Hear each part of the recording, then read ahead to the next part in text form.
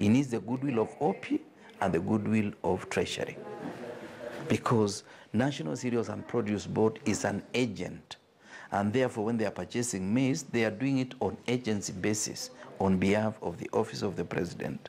Kinjuri is currently at pains to explain how money set aside for maize farmers ended up in the pockets of middlemen at the expense of genuine farmers. And assuming you had a super harvest of 25 bags per acre, you'd only been able to produce out of 10 acres 250 bags. And now you are claiming 1,800. Where did you grow this maize?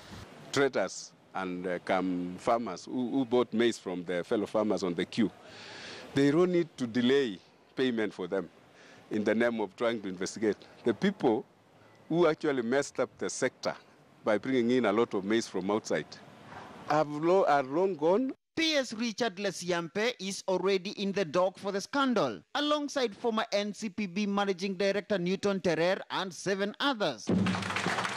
President Uhuru Kenyatta has threatened twice to strike again at Kilimo House. Insiders say the president will make good his threat. Murimi Mwangi, KTN News, Nairobi. All right, to matters education, where Deputy President William Ruto has yet again dismissed some courses offered by universities as of little benefit to the economy, as he championed for technical and vocational courses.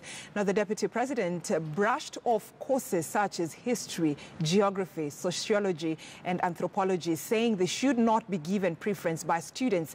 The Deputy President also spoke about examinations and why it should not define the future of students.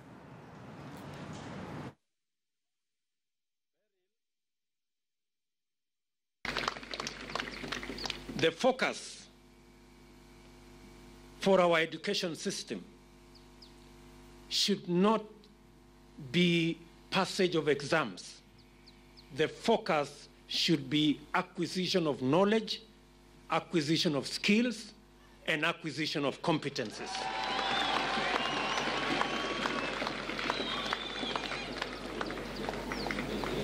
We must not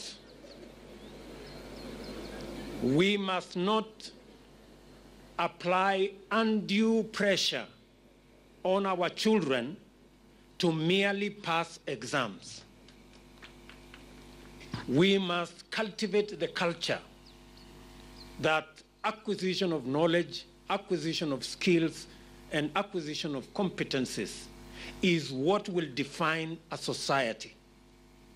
For a very long time, we have run a system, an education system, that focuses on passing examination.